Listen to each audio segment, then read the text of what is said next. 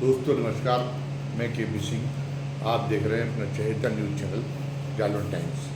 दोस्तों कल मैंने एक वीडियो बनाया था उत्तर प्रदेश में जो योगी राज में जो प्रशासन का ढांचा है, उस प्रशासनिक ढांचे की जो कमजोरियां हैं उसको लेकर एक वीडियो बनाया था। हमारे सुधी दर्शकों ने, तमाम सारे सुधी दर्शकों ने शिकायत की कि उस वीडियो में तकनीकी कारणों से आवाज़ मेरी सामने आ पाई थी, इसलिए उन्हें यह वीडियो पूरी तरह समझ में नहीं आया। फिर मैंने खुद इस वीडियो को देखा और पाया कि ये शिकायत, उनकी जो आपत्ति थी वो सही थी, तो इसलिए उसी विषय पर मैं आज ये वीडियो दोबारा फिर बना रहा हूँ। तो अब उत्तर प्रदेश में सामान्यतः धारणा ये बनी हुई है कि योगी जी हैं, तमाम राजनीतिक कारणों से, तमाम व्यावहारिक कारणों से अपनी जो है विधायकों पर भरोसा करने की बजाय, राजनीतिक तंत्र पर भरोसा करने की बजाय अधिकारियों पर ज़्यादा भरोसा करते हैं और अधिकारियों के सहारे वो जो है वो सरकार चलाने का काम कर रहे हैं, जिससे बड़ा जनता में भी ये संतोष उत्पन्न हो रहा है और उनकी पार्टी के अंदर भी ये संतोष उत्पन्न हो रहा है। पार्टी के तमाम सारे जो राज्य स्तर के प्रमुख नेता हैं वो इसको लेके जो है वो अपना असंतोष जता भी चुके हैं खुलेआम सार्वजनिक मंचों से। एक तो राजेंद्र सिंह मोदी जो पिछली बार योगी की सरकार में कैबिनेट मंत्री थे, उन्होंने अपने निर्वाचन क्षेत्र में जो एक कार्यक्रम आभार सभा आयोजित हुई थी उसमें खुलेआम कह दिया था कि अपने राजनीतिक जीवन में जो मौजूदा समय में भ्रष्टाचार है वो हमने कभी देखा नहीं, अधिकारी बहुत निरंकुश हो गए। अभी ये सिलसिला आगे बढ़ा, फिर कई और विधायकों ने कहा अभी हाल में अभी भी ये सिलसिला थमा नहीं है। अभी हाल में इसी तरह की शिकायत उन्नाव के पूर्वा विधानसभा क्षेत्र के विधायक अनिल कुमार सिंह ने की। उन्होंने पीडब्ल्यूडी के प्रमुख सचिव अजय चौहान पर आरोप लगाया कि वो उन्होंने पूरी व्यवस्था को बिगाड़ रखा है और बहुत ज़्यादा भ्रष्टाचार को प्रश्रय दिए हुए हैं। तो और इसके बावजूद भी योगी जी कार्रवाई नहीं करते। शिकायत ये है कि योगी जी को ये लगता है कि ये जो विधायक और जो अन्य जनप्रतिनिधि हैं, हमारी पार्टी के लोग, पार्टी के भी जो स्थानीय स्तर पर जो पदाधिकारी होते हैं, ये लोग भी सत्ता का दोहन करना चाहते हैं अधिकारियों को पर इसलिए चाहते कि अधिकारियों पर उनका दबाव बना रहा है। ये लोग जो है नैतिक रूप से भी अधिकारियों से बहुत कमज़ोर हैं और बाकी जो है कि अधिकारियों के सहारे ही व्यवस्था का जो ढांचा है, इसलिए अधिकारियों को स्टील फ्रेमवर्क कहा जाता है कि उनके सहारे ही कानून का राज चल पाता है, उनके सहारे ही व्यवस्था का ढांचा मजबूत रह सकता है जब उनको खुली छूट देने से। तो इन धारणाओं के चलते वो जो है वो अपने जो है अधिकारियों पर बहुत ज़्यादा मेहरबान है। लेकिन एक और तो ये है, उससे धारणा ये बनती है कि अधिकारियों के लिए योगी का राज जो है वो स्वर्णयुग है। लेकिन दूसरी ओर अब ये देखने में ये आया है कि अधिकारी भी योगी से खुश नहीं, बल्कि एक बड़ा वर्ग जो है वो योगी से खुश नहीं। उसका कारण यह है क्या है कि उत्तर प्रदेश में मुख्य सचिव और अपर मुख्य सचिव के स्तर पर लगभग जो है अनुमान किया जा रहा है कि 40 अधिकारी हैं, लेकिन प्रशासनिक सारी सत्ता केवल 8 या 10 अधिकारियों तक सिमटी हुई है। मुख्यमंत्री के कार्यालय में उनके प्रधान सचिव हैं SP गोयल। जब से योगी मुख्यमंत्री बने तब से वो वहीं अपना कमान संभाले हुए हैं, उनके मुख्यमंत्री के सचिव के रूप में, प्रमुख सचिव के रूप में। उनका अभी केंद्रीय प्रतिनियुक्ति में जाने के लिए उनको हरी झंडी मिल गई थी, लेकिन वो जाने के इच्छुक नहीं दिखाई दे रहे। देवेश चतुर्वेदी को मिली थी जो APC थे, वो तो चले गए, लेकिन वो जो है वो जाने का नाम नहीं ले रहे हैं SP गोयल को, क्योंकि मुख्यमंत्री उन पर अंधविश्वास करते हैं और उनके इस पद पर रहते हुए तमाम सारी चर्चाएं चल पड़ी हैं कि नियुक्तियों में और कार्रवाइयों को ख़त्म करने में बड़ा लेन देन हो रहा है, अन्य तरीके से लेन देन हो रहा है। दिया तले अंधेरे की कहावत चर्चा हो रही मुख्यमंत्री के नीचे। वो इतने बेदाग हैं, उनकी जो है राजनीतिक सोच पर, सामाजिक सोच पर जो है उंगली उठाई जा सकती है, लेकिन उनकी जो है ईमानदारी पर कोई उंगली नहीं उठाई जा सकती। प्रशासनिक मामलों में वो प्रॉम्प्ट भी बहुत है, जितना वो चाहते हैं प्रदेश में उतना ज़्यादा रिजल्ट नहीं मिल पा रहा, वरना वो प्रदेश को बहुत आगे लाना चाहते हैं और बड़ी सटीक योजनाएं बनाना चाहते हैं। लेकिन व्यवहारिक स्तर पर दिक्कतें हैं वो दिक्कतों का वो क्रियान्वयन नहीं कर पाते, तो सैद्धांतिक पक्ष से तो अकेला कुछ होता ही नहीं है। और इसमें ये सब जो है अधिकारी एक बड़ी बाधक बने हुए हैं। पहले जो अपर मुख्य सचिव अवनीश अवस्थी थे, उनके पर आरोप लगे थे। उन्होंने उनके देख रेख में जब वो यूपीडीएफ के चेयरमैन भी थे, बुंदेलखंड एक्सप्रेस वे का उद्घाटन हुआ था और बुंदेलखंड एक्सप्रेस वे का उद्घाटन जल्दबाजी में कराया गया था, क्योंकि वो जो 2-3 महीने बाद ही रिटायर होने वाले थे, तो वो प्रधानमंत्री को जल्दबाजी में बुलाया गया और उसके उद्घाटन के समय बड़ी फजीयत हुई। उद्घाटन के पहले ही एक्सप्रेस वे धसक गया, उसके बाद में भी अभी लगातार उस पर शिकायतें आती रही हैं। और वो चूँकि उनको इसलिए क्योंकि उन्होंने रिपोर्ट इसलिए करा लिया, हालांकि अभी समय उस समय तक बाकी था, क्योंकि अब जब रिटायर हो जाते तो कमीशन का शायद हिसाब किताब नहीं हो पाता। हालांकि इसकी पुष्टि करने के लिए हमारे पास कोई प्रमाण नहीं, लेकिन ये बात तो सामने आ ही गई कि एक्सप्रेस वे को जितना मजबूत बनना चाहिए था उतना मजबूत नहीं बन पाया, और जो जब उद्घाटन किया गया तो पूरी तरह से तैयार नहीं था। लेकिन अवनीश अवस्थी के बिल्कुल फॉलोअर के रूप में जैसे दिखाई देती थी योगी सरकार काम कर रही, तो योगी सरकार ने उनकी इच्छा थी तो उद्घाटन समय से पहले करा दिया था। अब इसी तरीके से ये है कि संजय प्रसाद हैं जो लोकसभा चुनाव के पहले प्रदेश के अपर मुख्य सचिव गृह थे, और अब जो है उनको संजय प्रसाद को जब चुनाव आयोग ने विपक्षी दलों के नेताओं ने कोई शिकायत की, हम ये नहीं कह रहे शिकायतें उन शिकायतों में कुछ दम रहा होगा, लेकिन चुनाव आयोग को कहीं कहीं अपनी फेस सेविंग के लिए कुछ सत्तारूढ़ पार्टी के में भी कुछ दखल देना पड़ता है शिकायतों के आधार पर।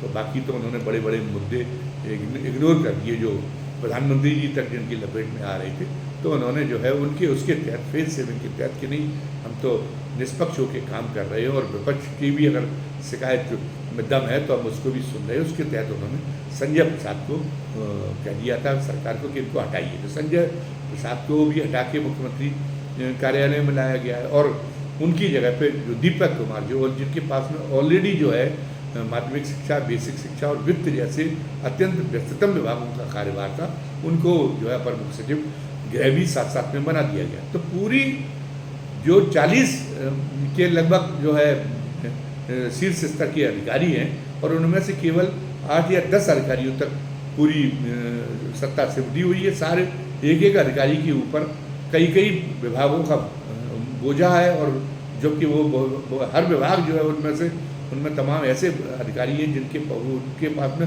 हर विभाग ऐसा है जो अपने आप में पूरी फुल फ्लेज्ड होना चाहिए, उसके बाद कोई दूसरे वो काम नहीं कर सकते। एक तो ये हो रहा कि इससे व्यवस्था बिगड़ रही है। अधिकारी जैसे दीपक कुमार जैसे योग्य और सक्षम अधिकारी भी गृह विभाग को उतनी तवज्जो नहीं दे रहे, क्योंकि वित्त विभाग को भी देखना है, वित्त विभाग भी अपने आप में कम महत्वपूर्ण नहीं, और बेसिक शिक्षा और माध्यमिक शिक्षा को भी देखना है तो ये भी कम महत्वपूर्ण नहीं है। तो वो जितना उनकी क्षमताओं का सुफल मिलना चाहिए गृह विभाग को, और गृह विभाग से सरकार की छवि बनती है बिगड़ती, वो उतना फल नहीं दे पा रहे, जबकि वो जो है उनकी क्षमता पर, उनकी जो है प्रशासनिक सूझबूझ पर और उनकी निर्णय लेने की जो डिस्पोजल करने की जो क्षमता है उस पर किसी को संदेह नहीं। लोगों को उम्मीद थी कि जो कानून व्यवस्था बहुत अच्छी होने के बावजूद एक पहलू है जो उसमें कमियां हैं उसको भी दूर करने का काम उनके माध्यम से हो सकेगा, लेकिन वो नहीं हो सका। इसी कड़ी में के रविंद्रन हैं, कि वे रविंद्र नायक हैं, उनके बीना कुमार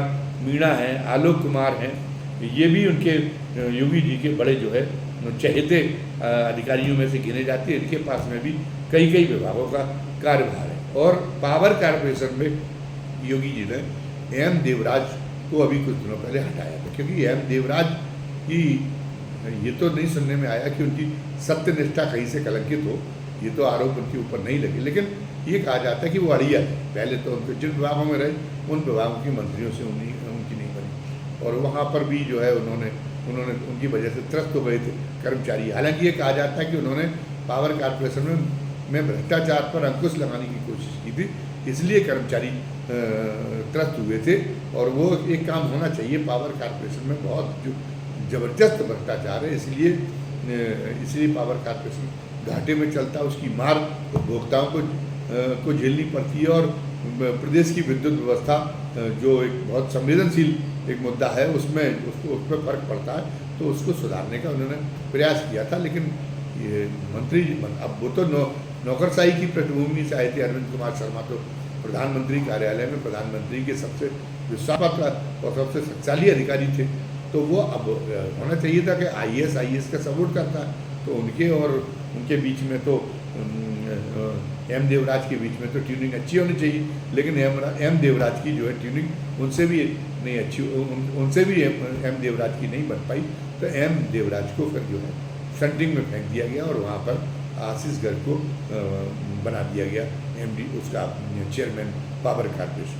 अब एम देवराज का वो जलावतन से बाहर निकालने का काम जो चीफ सेक्रेटरी है मनोज कुमार सिंह, उनकी तारीफ करनी पड़ेगी। चीफ सेक्रेटरी मनोज कुमार सिंह का पूरा कार्यकाल बहुत ही एक प्रशासनिक जिम्मेदारियों का पूरी निष्ठा के साथ निर्वाह करते हुए और लोकप्रियता अर्जित करने का रहा है। वो लोग उनसे उनके कार्यकाल के लोग उनकी कार्यशैली के मुरीद रहे हैं, जब वो जहाँ भी रहे हैं, और वो बहुत दूर तक सोचते, बड़े व्यावहारिक हैं। तो उन्होंने एम देवराज के बारे में मुख्यमंत्री जी की धारणा को बदला कि एम देवराज रियल जरूर है, लेकिन कई जगह पे उनकी ज़रूरत बहुत ज़्यादा है। उनकी ईमानदार भी हैं और उनके अंदर जो है वो सूझबूझ भी है, प्रशासनिक सूझबूझ भी है, कायदे कानून के तहत काम करने वाले हैं। तो कई जगह उनकी उपयोगिता है। इसलिए आप जो उनके देवेश चतुर्वेदी के चले जाने से जो अपर मुख्य सचिव नियुक्ति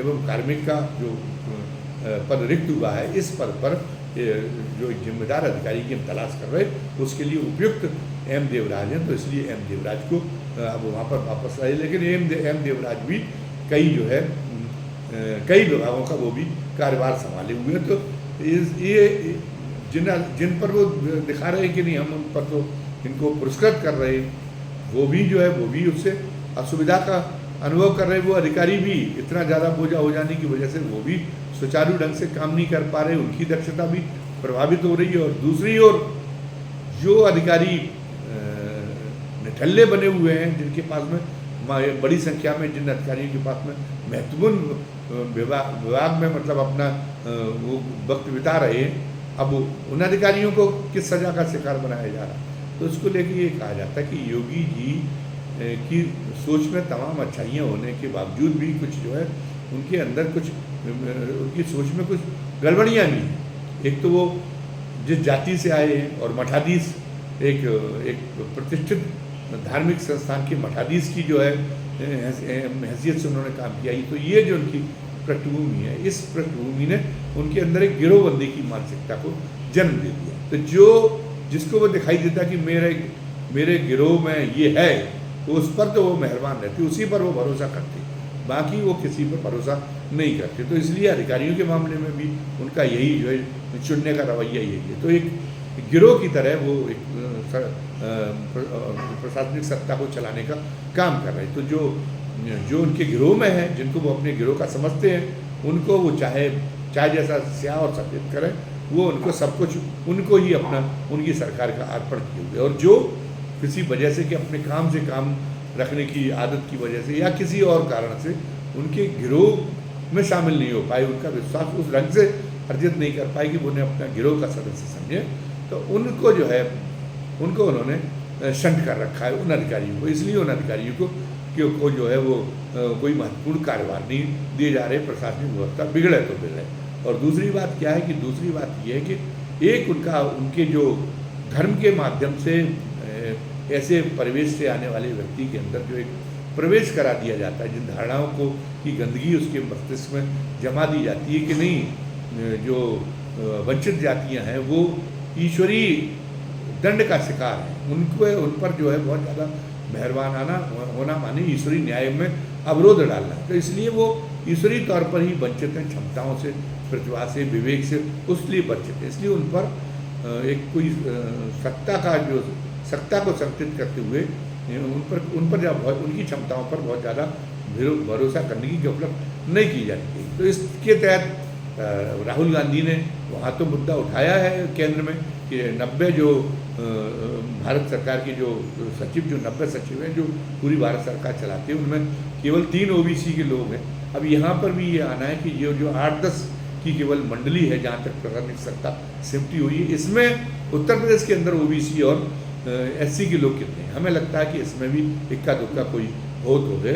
बहुत सारे अधिकारी जो अच्छे अधिकारी वो केवल अपनी जाति के कारण उनको अपनी क्षमताओं के मुताबिक उनको पद मिलना संभव नहीं हो पा रहा, ये एक स्थिति।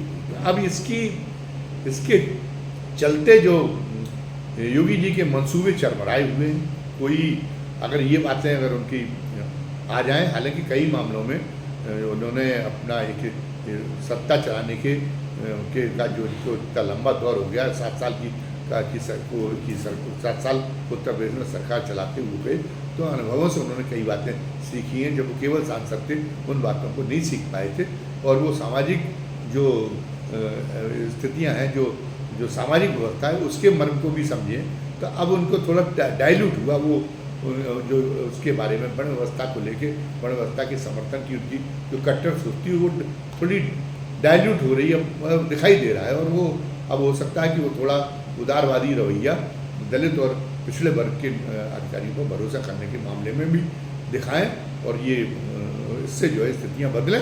लेकिन उनको अपनी प्रशासनिक व्यवस्था का विकेंद्रीकरण करना पड़ेगा, तभी सरकार अच्छी चलेगी, और तभी जो भ्रष्टाचार बढ़ रहा है इस पर अंकुश लगाया जा सकेगा।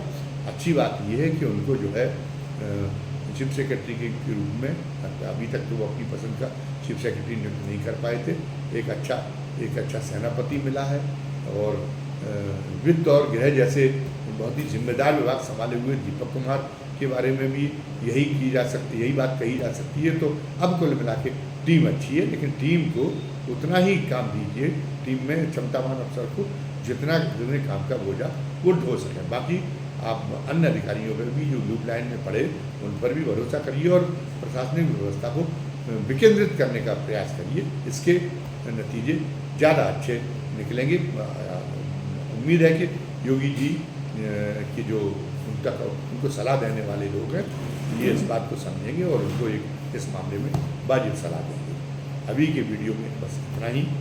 वीडियो समाप्त करने के पहले हमेशा की तरह आपसे वही एक उन दर्शकों से जो आज जिन्होंने आज पहली बार हमारा वीडियो देखा है, वही एक गुजारिश करनी है, निवेदन करना है, विनती करनी है कि वो अगर उन्हें ये हमारा वीडियो पसंद आया हो तो वो हमारे इस वीडियो को लाइक करें, सब्सक्राइब करें और ज़्यादा से ज़्यादा संख्या में शेयर करें। खुद तो ऐसा करें ही, अपने परिजनों और मित्रों को भी ऐसा करने के लिए ज़्यादा से ज़्यादा संख्या में प्रेरित करें, ताकि हमारा उत्साहवर्धन हो सके। साथ ही बेल आइकन दबा दें, क्योंकि अब आप उत्सुक हुए होंगे कि लगभग सारे हमारे हर वीडियो को आप देख सकें, तो आप बेल आइकन को दबा देंगे तो जब भी हम कोई नया वीडियो डालेंगे उसका नोटिफिकेशन आप तक पहुँचाया करेंगे, और उसके बाद में आप ये निर्णय कर सकेंगे कि इस वीडियो को भी देखा जाना चाहिए या नहीं देखा जाना चाहिए। और कमेंट बॉक्स में अभी के इस वीडियो के बारे में अपनी राय लिखना न भूलें, जो हमारे लिए वैचारिक खुराक का काम करती है। धन्यवाद। जय हिंद, जय भारत।